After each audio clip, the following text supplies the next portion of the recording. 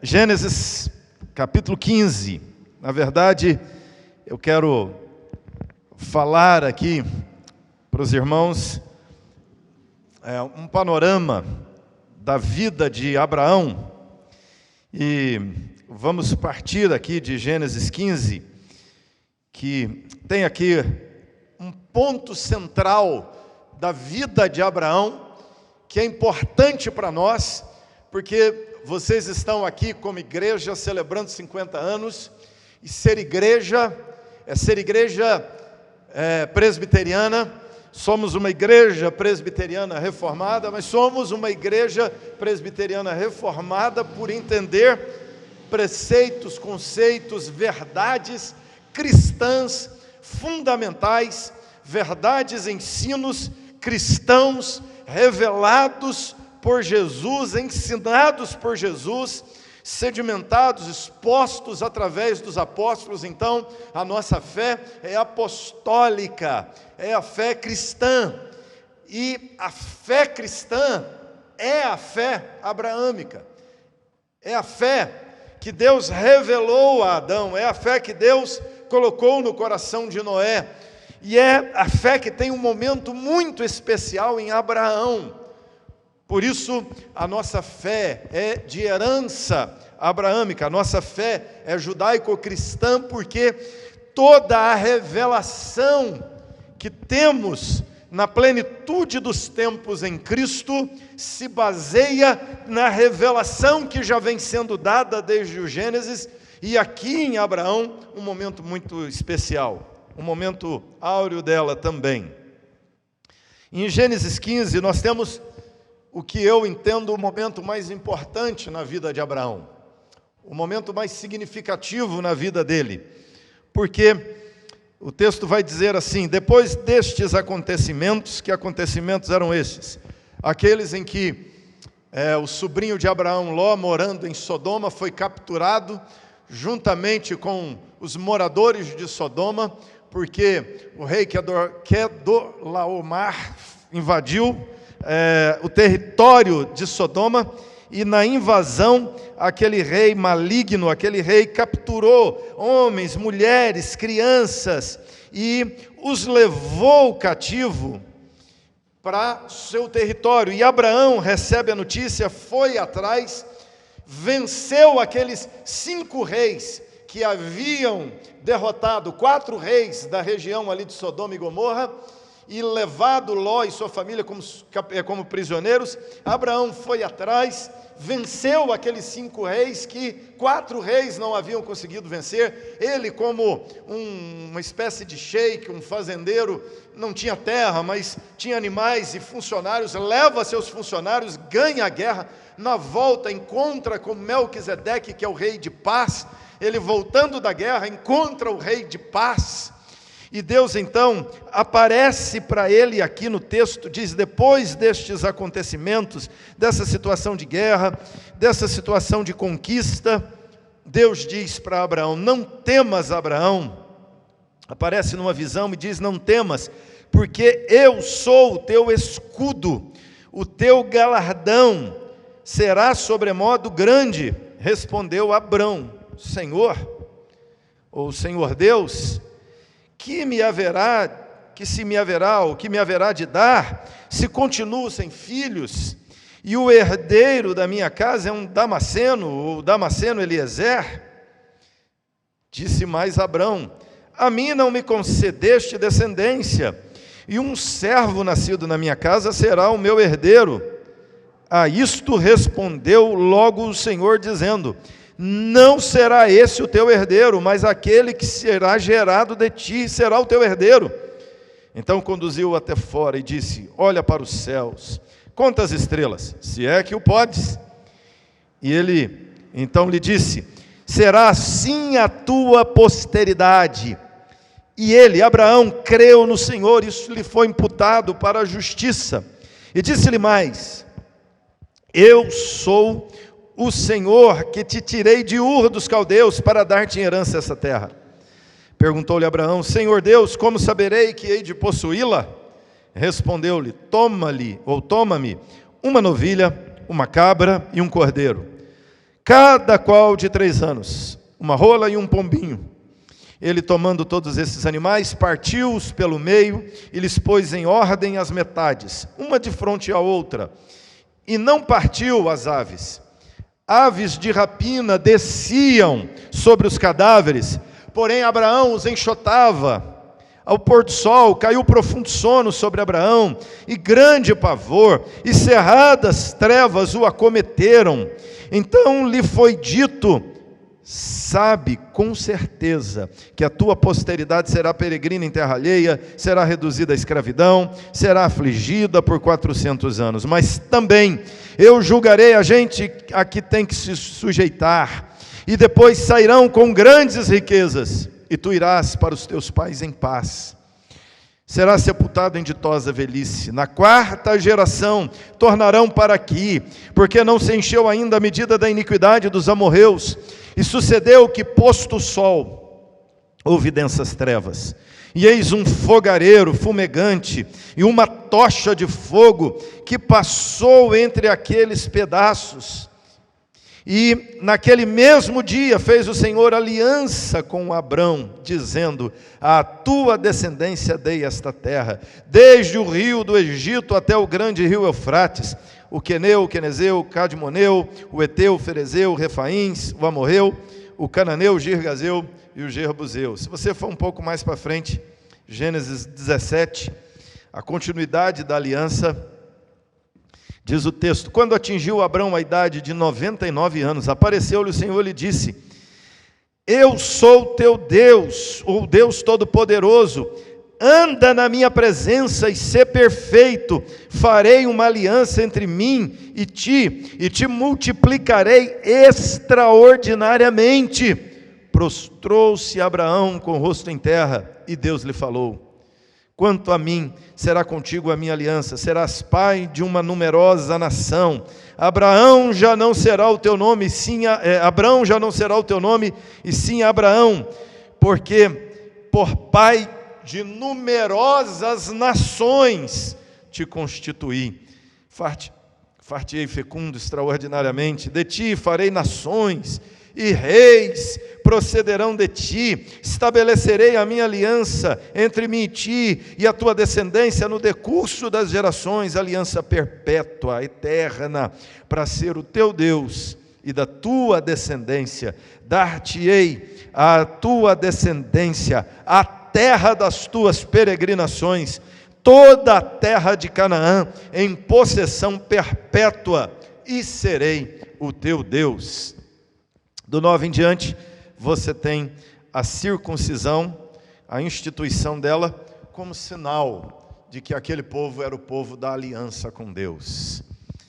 Aqui Abraão é chamado por Deus para uma conversa, e nesta visão que ele tem de Deus, Deus diz a Abraão para dar a ele convicção, para dar a ele certeza. Abraão está no mundo de incertezas, no mundo de guerras, no mundo de violência, no mundo caído, no mundo pervertido. Esta Sodoma que ele livrou do inimigo nesse momento, mais tarde é destruída por causa da perversidade, por causa da promiscuidade, da violência que tomou conta daquela cidade.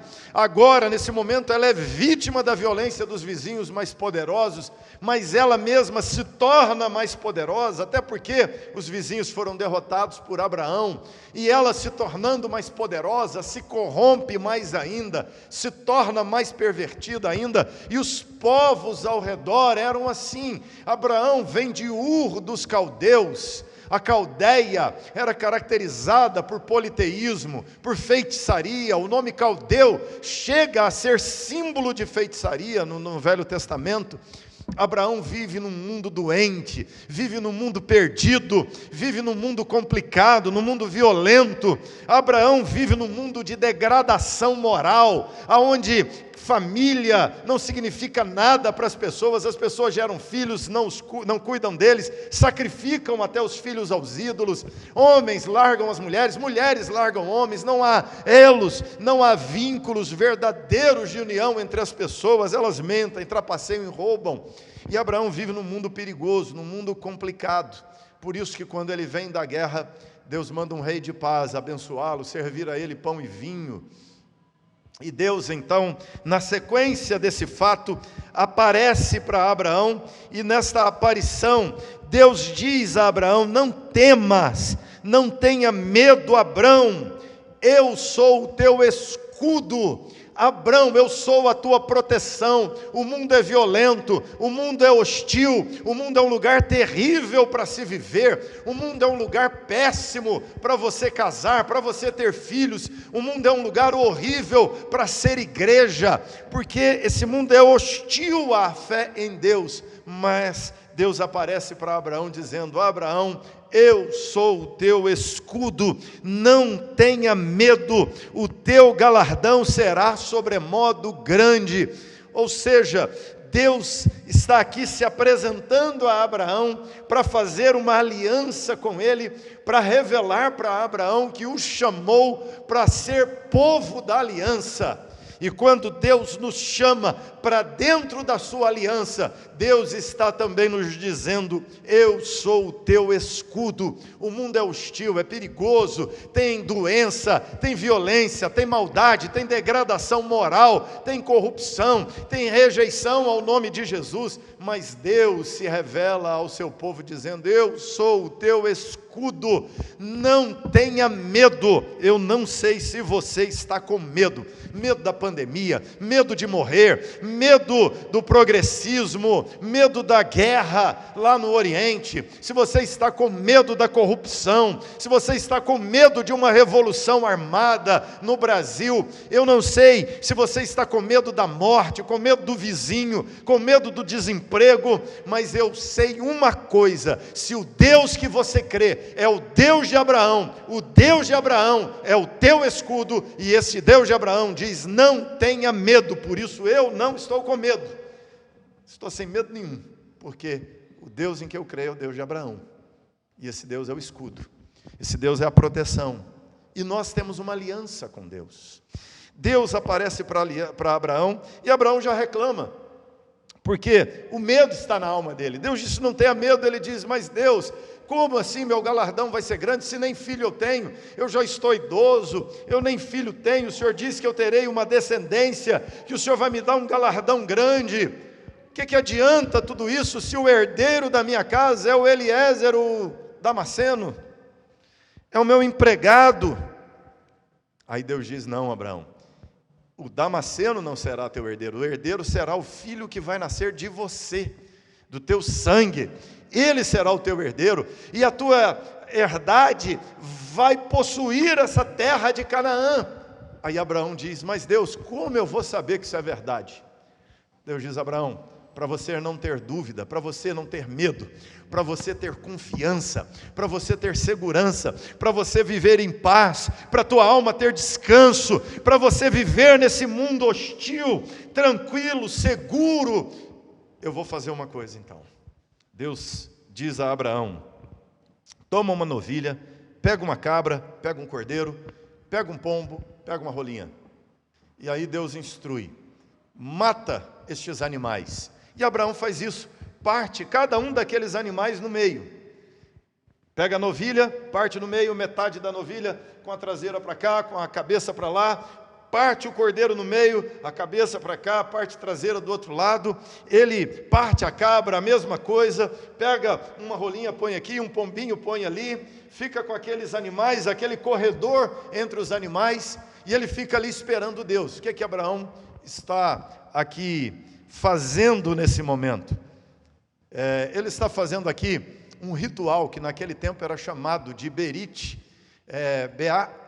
Rabataim. Esse ritual era interessante, esse Berit Rabataim, esse ritual significava o seguinte: as pessoas faziam esse ritual de partir um animal, elas não partiam 3 animais, elas partiam um só, passavam no meio de mãos dadas, entravam no meio daqueles animais e voltavam. E quando elas faziam isto, significava que elas fizeram um pacto, uma aliança. E aqueles animais partidos com o sangue derramado, significava 2 coisas. Primeira delas, se uma das partes, rompesse, violasse qualquer cláusula daquela aliança, ela seria morta como aqueles animais. Era um pacto de vida, de morte, de sangue. Aquele pacto não podia ser quebrado, era para sempre. Era um pacto eterno. Por isso era o segundo significado. Assim como não dá para ajuntar os pedaços daqueles animais novamente e eles voltarem a viver, não dá para desfazer esse pacto. Ou seja, você não pode ser infiel, porque senão será morto, e você não pode violar esse pacto. Hoje nós vamos no cartório, faz um contrato, as partes assinam, reconhece, firma, está feito o contrato, não é?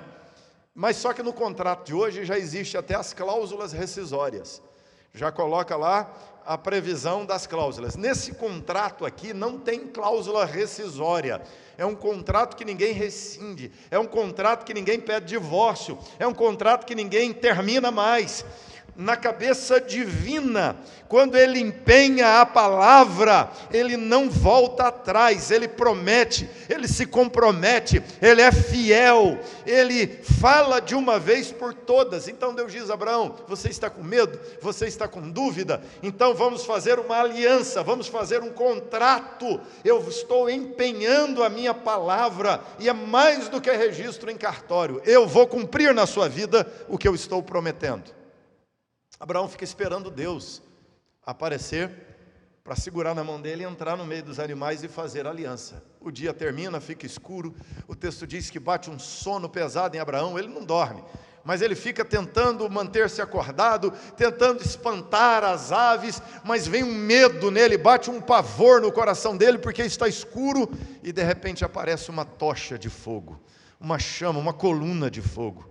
E aquela tocha entra no meio dos animais, passa no meio dos animais, para lá e para cá. E o texto diz aí no versículo 17: houve densas trevas, um fogareiro, um fogo quente, uma fogueira aparece ali fumegante, uma tocha passa entre aqueles animais. E naquele momento, Deus fez uma aliança com Abraão. É bem interessante a aliança, porque Deus passou sozinho dentro dos animais, e Abraão não passou. Ou seja, Deus fez uma aliança com Abraão, mas Deus não deixou Abraão passar no meio dos animais, de mão dada com ele, porque na verdade, olha o que é a imagem aqui do texto. Deus está passando sozinho entre os animais, ele vai e volta entre os animais, e ele passa entre 3 animais, não entre um, aliás, entre 5, 3 partidos, a pomba e a rolinha ainda na saída. Deus está dizendo para Abraão: Abraão, eu estou fazendo uma aliança comigo mesmo, que eu vou abençoar você. Se eu fizer uma aliança só com você, você é uma parte da aliança, eu sou outra. Quando você violar um lado da aliança, eu vou ter que te matar. Mas Deus está dizendo: eu vou fazer o meu lado da aliança e vou fazer o seu lado da aliança, porque assim a minha graça te cobrirá e eu poderei honrar minhas cláusulas da aliança, e eu vou representar você nas tuas cláusulas da aliança.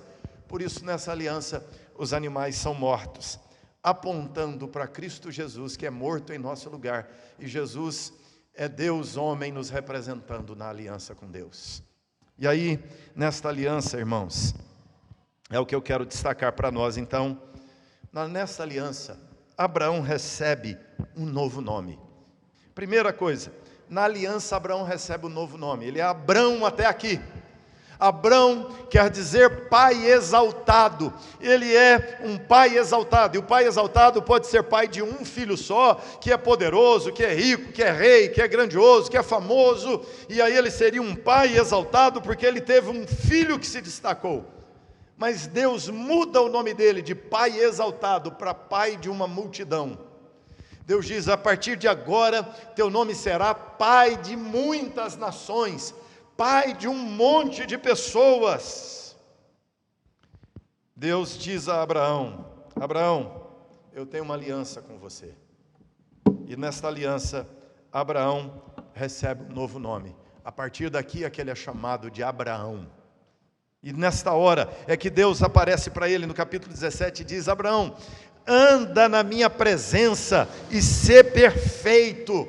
É interessante porque Deus não diz, ser perfeito e anda na minha presença. Não, Deus diz, anda na minha presença, anda comigo, me experimente, me escute, ouça a minha voz, ouça a minha palavra, e você será então perfeito. A consequência de andar com Deus é que Ele nos aperfeiçoará, Ele vai nos melhorar, Ele vai nos transformar, Ele transformará você como funcionário, como empregado, Ele transformará você como marido, como mulher. Quando você está do mesmo jeito, se comportando da mesma forma mundana, da mesma forma que os homens no presente século, significa ausência da presença de Deus. Deus disse: anda na minha presença e você será perfeito. A aliança troca nosso nome. Mudar nome na Bíblia significa trocar o ser. É por isso que Jacó deixa de ser Jacó, trapaceiro, o liso, o espertalhão, aquele que segura no calcanhar, e Deus coloca o nome nele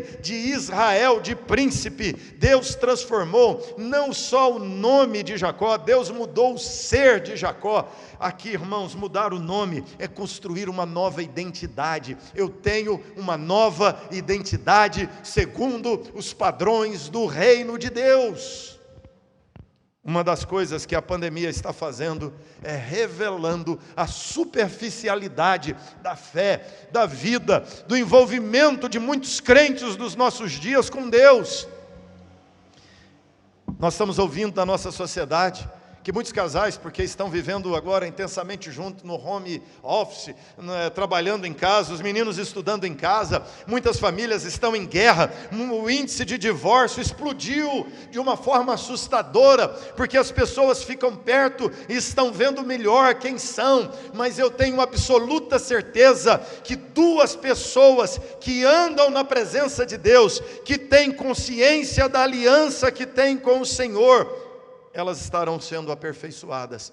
E se elas tiverem que ficar mais perto na pandemia, elas vão se amar mais ainda, porque elas verão a presença de Deus na vida delas. Sabe o que falta para muitos cristãos? É entender que o cristianismo é a fé da aliança, é a religião da aliança, é a crença que nos arremete para dentro da aliança com Deus. E na aliança com Deus, nós temos agora um novo nome. Você vai perceber que no intervalo desta aliança, com a reafirmação dela no capítulo 17, Abraão fez uma coisa errada. A Sara, quando ouve Deus falar que o filho vai ser do sangue de Abraão, então ela pega Agar e diz para Abraão: vai para a cama com Agar, e você vai ter um filho através dela, e a promessa de Deus se cumprirá através do filho da Agar. A Agar então engravida e despreza a Sara. A Sara começa a ter conflito com Agar, nasce um filho de Abraão com Agar. Mais tarde Abraão tem um filho com Sara, e agora o filho de Agar despreza o filho de Sara. Há uma briga, uma disputa, ciúme, ódio. E aqui você tem o ódio de Ismael para Isaque, e até hoje no mundo o ódio dos ismaelitas com os israelitas, dos israelitas com os ismaelitas, consequência de uma decisão errada dentro de um casamento, consequências catastróficas para a história do mundo. Aqui, Abraão não percebeu que estava na aliança, mas andando com Deus, ele vai sendo aperfeiçoado. E esse Abraão, que a princípio seu comportamento é de mentira, seu comportamento é de ir para a cama com a funcionária dele, esse comportamento que é de desconfiança, que é de receio, que é de medo, que é de insegurança, ele mente lá no Egito, ele mente para o rei Abimeleque, ele mente porque não confia que Deus vai protegê-lo. Agora o Abraão, andando com Deus, numa aliança com Deus, é transformado por Deus e se torna o pai da fé. Um dia Deus chega para ele e diz: Pega teu filho e sacrifica, ele não hesita, acorda de madrugada, pega o filho pergunta, cadê o animal do sacrifício, pai? Tem lenha, tem a faca, tem tudo aqui. Abraão diz, Deus proverá para si um cordeiro. Abraão foi aperfeiçoado andando com Deus, e nós somos crentes. A aliança nos dá um novo nome, nos dá um novo ser, nos dá uma nova identidade. A aliança constrói nossa identidade, transforma o temperamento, transforma a personalidade, transforma o caráter, muda de forma ainda que sobrenatural, mas Deus transforma e muda, porque Ele nos dá um novo ser, um novo nome. Segundo lugar, a aliança nos dá novos valores. A aliança tem a ver com cortar os animais. O símbolo da aliança mais tarde é a circuncisão, que é cortar um pedaço de carne no órgão sexual masculino. É tirar um pedaço do órgão sexual. O prepúcio é arrancado, ou seja, é cortado e lançado fora. Porque a aliança nos chama para uma separação, a aliança nos chama para um abandonar, a aliança nos corta do lugar onde estamos. Ou seja, Deus está dizendo para Abraão, você, Abraão, agora é peregrino nessa terra, você não é mais dela. É interessante porque Abraão peregrina na terra de Canaã, de norte a sul, de leste a oeste. E Deus disse para ele assim, toda terra que pisar a planta do teu pé será tua. Mas sabe quanto de terra Abraão possuiu? Só um lote, num lugarzinho chamado Maquipela, que foi onde ele fez o túmulo para enterrar Sara, sua esposa. E mais tarde, quando morreu, foi sepultado lá também pelos seus filhos. E mais tarde, o seu filho Isaque e Rebeca foram sepultados lá. E Jacó e Lia também foram sepultados lá. Era tudo que ele tinha de terra. O autor de Hebreus disse que ele nunca comprou terra, porque ele aguardava uma cidade edificada, não por mãos humanas, mas por Deus. O arquiteto e o edificador é Deus. Abraão entendeu que ele foi cortado. Abraão agora tem uma aliança com Deus. Ele tem que renunciar, ele tem que deixar aquela cultura maligna, a cultura da violência, a cultura da promiscuidade da sua época, a cultura da idolatria da sua época, a cultura da feitiçaria, a cultura das crenças sincréticas, da mistura de crença, que o sujeito queria adorar Baal, adorar Deus, adorar Dagon, adorar Milcom, ele queria adorar Texube, a Baal Texube, ele queria adorar as várias divindades e adorar Deus também. Mas a aliança nos corta de tudo aquilo lá. Por isso nos mandamentos Deus disse, não terás outros deuses diante de mim e não farás para ti imagens de escultura. É como se Deus, aqui é uma aliança e a figura da aliança é do casamento. Deus está dizendo assim, eu vou casar com você, eu me caso com você. Mas tem as condições. Primeiro, eu quero ser seu único marido. Você não vai para a cama com mais homem nenhum. Segunda coisa, eu não quero foto do ex na cabeceira da cama. Já pensou a mulher casada com o sujeito com a foto do ex na cabeceira da cama? Pois é, Deus disse, você não vai fazer imagem de escultura. Poderia fazer uma de Deus, só que Deus não tem uma imagem. Então, qualquer imagem de Deus corrompe o ser de Deus. Porque nenhuma imagem vai representar fielmente a Deus, será uma distorção de Deus. Por isso toda imagem como objeto de culto, como objeto de mediação para o sobrenatural, é abominação diante de Deus, porque distorce a imagem de Deus. É como uma mulher sentada na cama com a foto de outro, à cabeceira da cama. Entra no quarto, ela tem a foto de um outro homem, não do marido, é estranho. Então Deus disse, olha, eu faço uma aliança com vocês, mas eu quero que vocês sejam exclusivamente meus e rompam com tudo mais. Cortar para se ligar. A cultura do paganismo do mundo precisa ser abandonada. E aqui, queridos, nós precisamos nos atinar com isso. A aliança exige de nós novos valores. A aliança exige de nós novas crenças. A aliança exige de nós defender os valores do reino. Nós estamos vivendo num mundo de inversões. Nós temos crentes erguendo bandeiras do seu partido, nós temos crentes levantando a bandeira da direita, nós temos crentes levantando a bandeira da esquerda. Tudo bem, quando essas bandeiras se coadunam com alguma bandeira do reino, mas em grande parte as bandeiras dessas ideologias rompem com as bandeiras do reino de Deus, com os valores do reino de Deus, e eu não posso mais me juntar, eu não posso mais me aliançar a quem não está dentro da aliança com Deus, porque a aliança exige de mim exclusividade. Eu não posso mais ter uma mentalidade pagã e estar repleto de cristãos com a mentalidade pagã. Esses pais que abandona os filhos, só paga pensão, porque se não pagar vai preso, isso é paganismo. Esses homens que largam a mulher para ser feliz ao lado de outra mulher, que não a dele, isso é paganismo. As mulheres que largam seus maridos para ir atrás de outro homem, hoje o mundo está até mais flexível, não é? O homem larga a mulher por causa de outro homem, a mulher larga o marido por causa de outra mulher. Isso é paganismo, gente. Isso é a religião, comportamento cananeu, e Deus chama Abraão agora para uma aliança, e na aliança nós temos consciência do que é aliança. Quando eu me caso com alguém, eu faço uma aliança com esse alguém. Casamento na Bíblia, estava um dia numa discussão com os pastores, e a discussão era sobre fazer ou não fazer casamento no templo da igreja. E vários pastores no debate estavam se posicionando assim, dizendo: eu não faço mais casamento no templo da igreja, porque o povo coloca a música do mundo, e acende vela, e enfeita, e passa vídeo da mulher lá na piscina, tal. Eu, depois de um tempo que estava no debate, falei assim: olha, eu prefiro fazer a censura do vídeo, dizer o que é que põe, o que é que não põe no vídeo, que tipo de música que toca, entendendo que a cerimônia do casamento não é meramente uma cerimônia, mas é um culto a Deus. E aí, o sujeito, um pastor, disse: se as pessoas quiserem casar, elas vão lá no cartório e casam.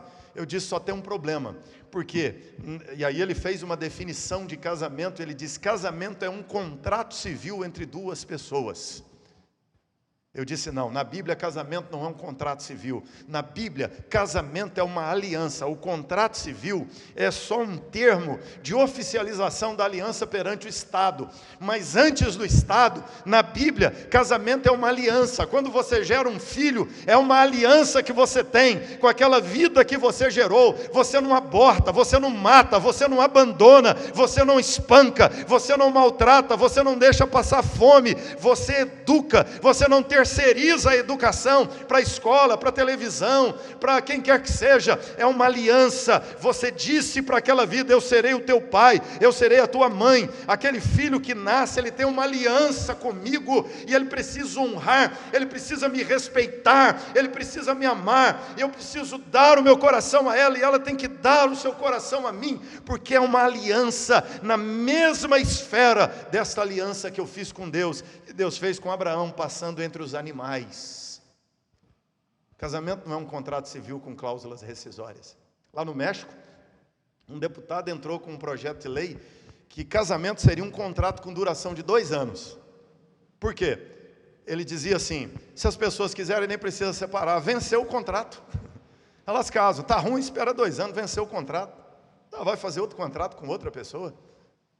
Sabe por quê? Nossa sociedade não é uma sociedade que entende o que é aliança. As pessoas cospem, pisam nas promessas que elas fazem. Elas falam que vêm, mas não vêm. Elas falam que são da igreja, mas não honram a igreja. Elas falam que são da igreja, mas elas nem honram o compromisso do dízimo, da frequência, do envolvimento ministerial, de dar os seus dons, os seus talentos, o seu suor, a sua lágrima, o seu comprometimento com o reino, com a obra de Deus. Elas dizem que são da igreja, mas não praticam, são nominais. Nominalismo é uma religiosidade sem aliança, é uma religiosidade sem compromisso. Mas o Deus da Bíblia é um Deus de aliança, e na aliança não há infidelidade, não há descumprimento, não há rompimento. É uma aliança perpétua e eterna, e essa aliança nos arremete para os valores da aliança, porque a nossa cultura agora tem que ser uma cultura de aliança. Se eu empenhei a minha palavra, eu cumprirei. Eu vou cumprir a minha palavra. eu vou cumprir o empenhado. Um tempo atrás tinha um sujeito lá no bairro da Penha querendo me vender uma casa. Eu achei muito interessante, ele queria me vender a casa dele. E ele falou assim: pastor, para você eu vendo essa casa e não precisa de imobiliária, não preciso de advogado, eu faço um contrato direto com o senhor me paga do jeito que o senhor quiser. Eu falei: rapaz, ainda tem gente que acredita em pastor desse jeito. Coisa difícil no mundo de hoje, porque o que tem de pastor caloteiro, mentiroso, que aluga prédio para o templo da igreja, não paga a luz, suborna o sujeito lá, faz gato na luz da igreja, não é? Que tem de sujeito que não paga o aluguel do prédio da igreja, dá calote, pastor traindo esposa, pastor trocando de mulher igual quem troca de roupa, maridos, irmãos, a cultura do reino de Deus é uma cultura de aliança. Se eu dei um cheque, eu honro, se eu fiz uma promessa, eu honro, se eu comprei, eu pago, se eu casei, eu cumpro o que eu prometi, se eu tive filho, eu cumpro com meus filhos. Isso é a cultura do reino. Cultura de aliança. Novos valores. Terceiro lugar, novas perspectivas. Deus abre diante de Abraão agora novos horizontes, novas perspectivas. Dentro da aliança, Deus diz: você precisa andar comigo e ser perfeito. Mas a aliança abre novas perspectivas diante de nós. Que perspectivas são essas? A aliança de Deus nos chama para dentro do ambiente do impossível, do sobrenatural, dos milagres de Deus, das intervenções gloriosas de Deus.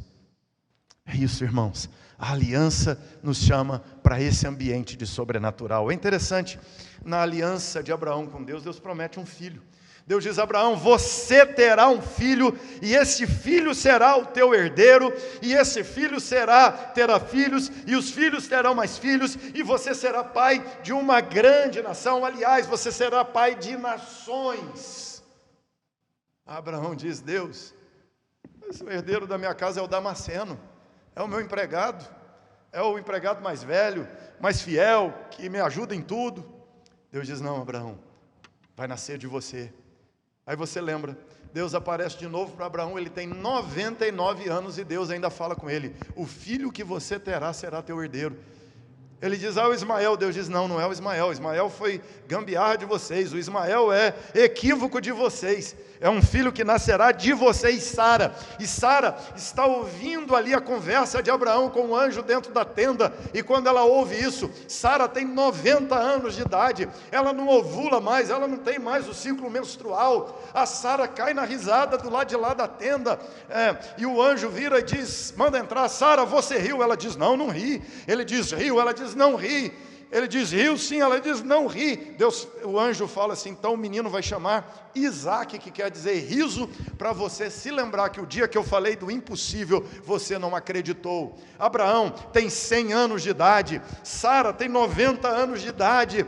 Abraão não tem mais sonho, desejo, expectativa de engravidar sua esposa. É impossível uma mulher de 90 anos engravidar. É impossível um casal, ele de 100, ela de 90, sair daqui ainda uma criança.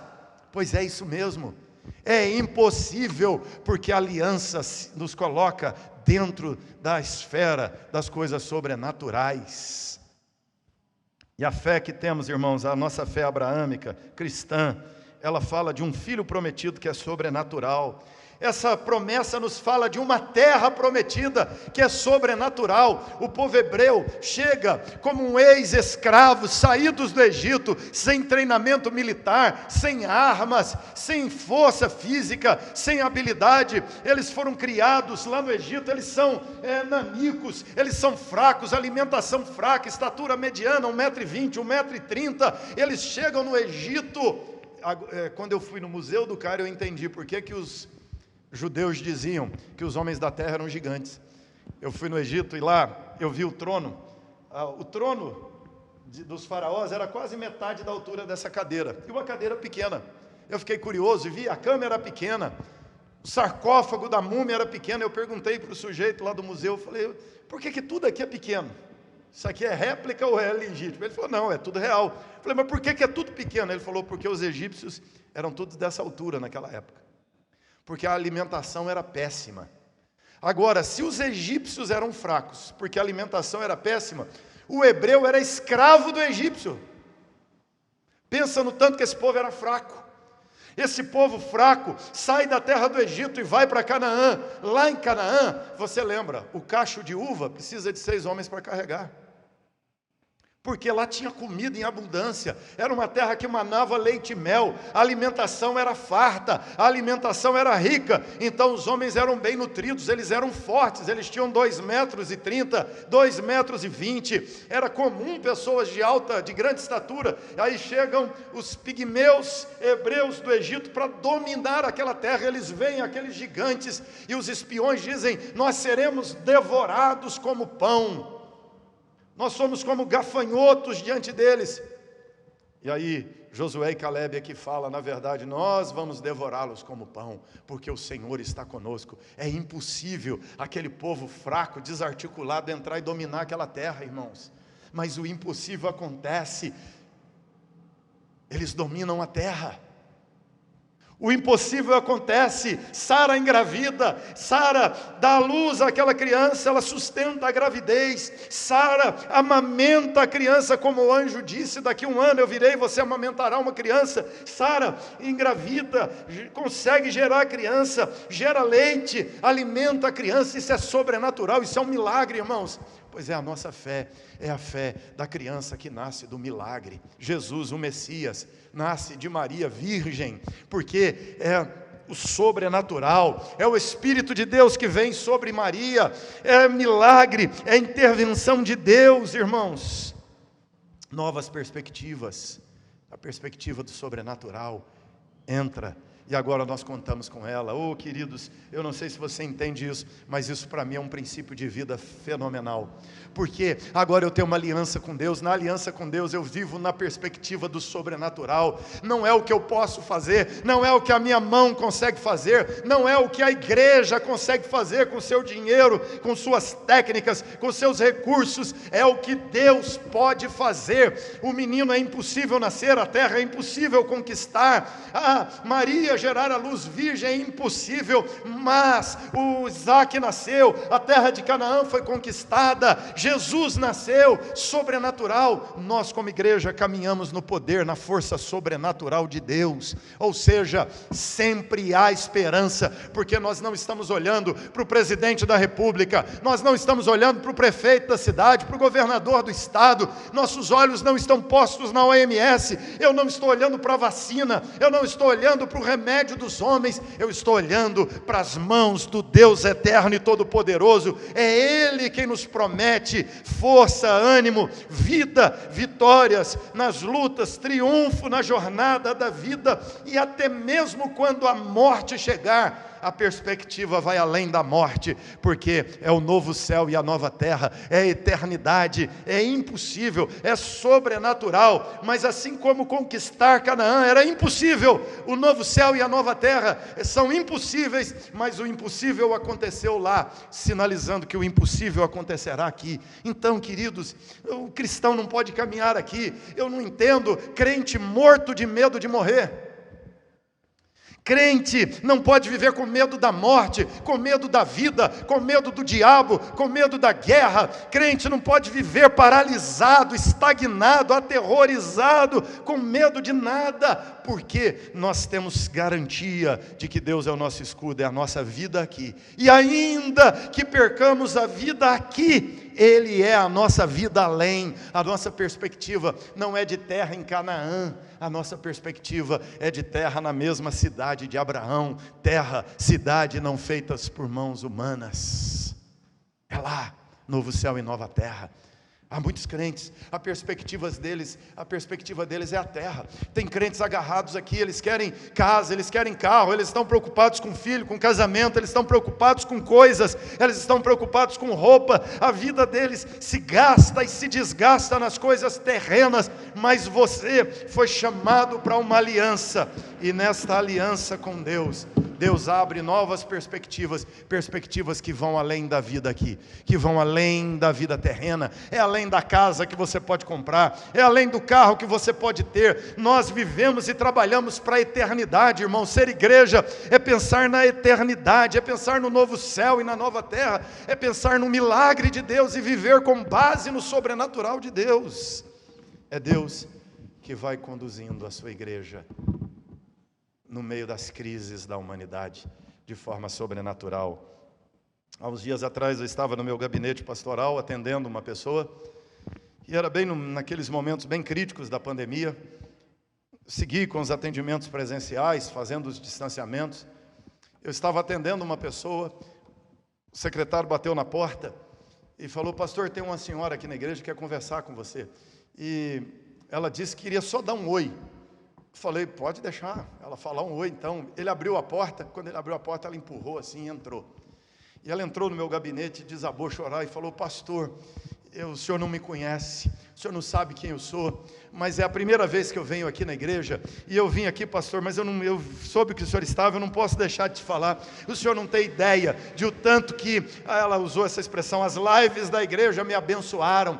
O senhor não tem ideia de como eu estava. Ela disse: pastor, eu estava em casa, com depressão, com síndrome de pânico, eu pensava em morte o tempo inteiro, meu marido depressivo, minha filha de 7 anos de idade, preocupada, desorientada em casa, e nós achamos a igreja de vocês pesquisando na internet, e eu comecei a acompanhar tudo que vocês fazem, eu acompanho tudo, todas as reuniões. E ela disse: pastor, Jesus me curou assistindo às lives da igreja, Jesus me abriu a mente, eu entendi o evangelho, eu criei em Jesus, meu marido também, minha filha. E ela disse: pastor, eu quero vir para essa igreja, hora que liberar, eu quero frequentar o culto, eu quero batizar, eu quero ser membro dessa igreja. Já estava discipulada. Sabe o que é isso, gente? Milagre no meio da pandemia, milagres de Deus no meio da crise, porque Deus abre novas perspectivas para a igreja.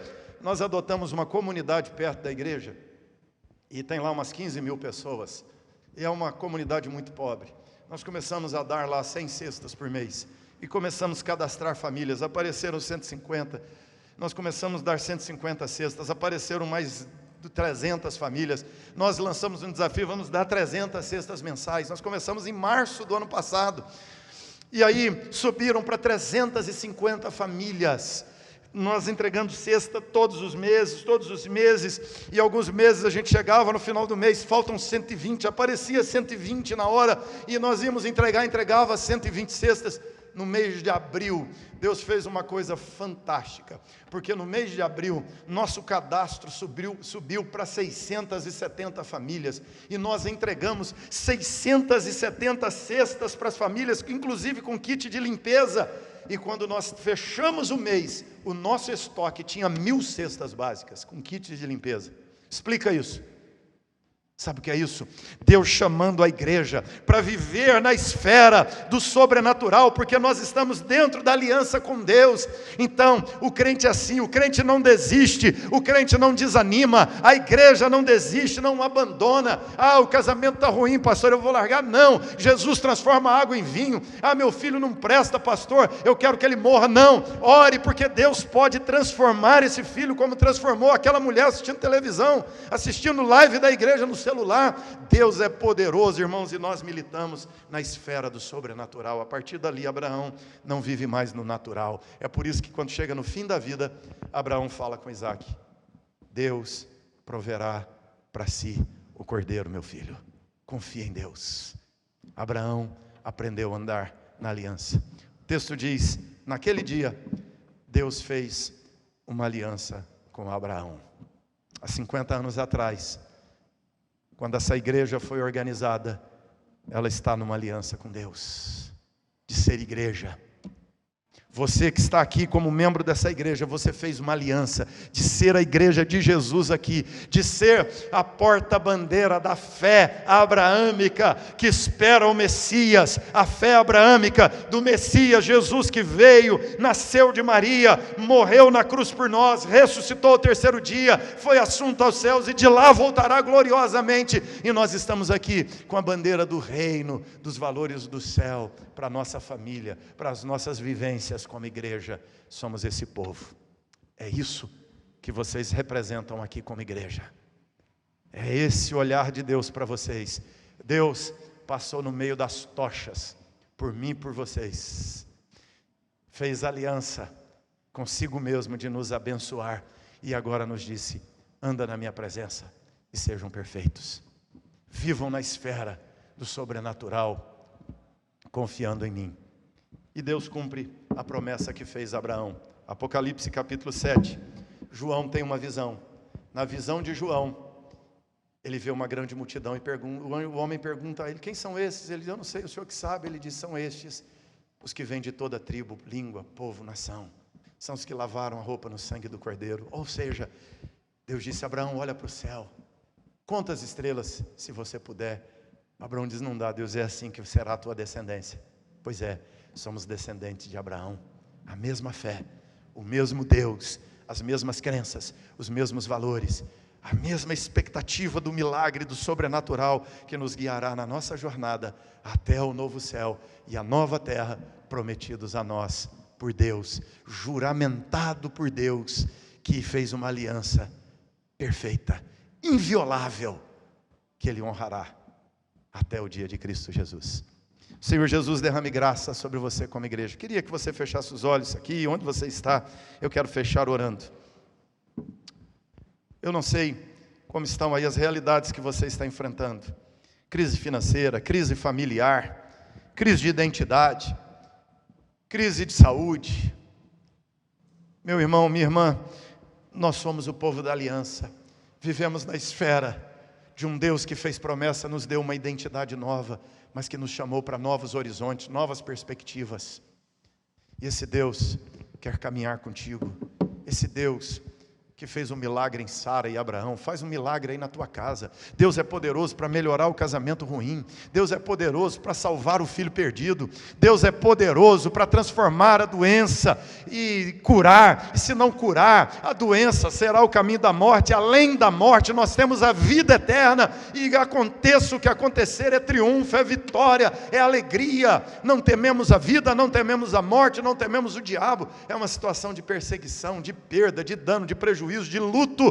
Deus é poderoso para curar seu coração. É no sobrenatural que Deus o fará. Santo Deus, abençoe cada um que está aqui, cada um que está em casa. E o Senhor sabe quem está vivendo situações de desespero, situações de luto, situações de dor, situações, Deus amado, de desânimo, situações de prostração. Quem, ó Deus amado, não acredita mais na casa, no casamento, nem na igreja. Pai, restaura a fé, restaura a alegria, restaura a esperança, restaura as perspectivas do sobrenatural, abra os horizontes para enxergar não a vida terrena, não o materialismo, não o consumismo, mas a esperança cristã, a mesma com a qual Abraão peregrinou na terra de Canaã. E o Senhor cumpriu cada uma das promessas feitas a ele, cumprirá a nós também. Então, abençoa teu povo da aliança, abençoa os teus filhos da promessa, abençoa os teus crentes com fé, com fervor. Ó Deus, abençoa o teu rebanho aqui, com um ânimo novo, com alegria nova, com disposições novas, em nome de Jesus. Amém.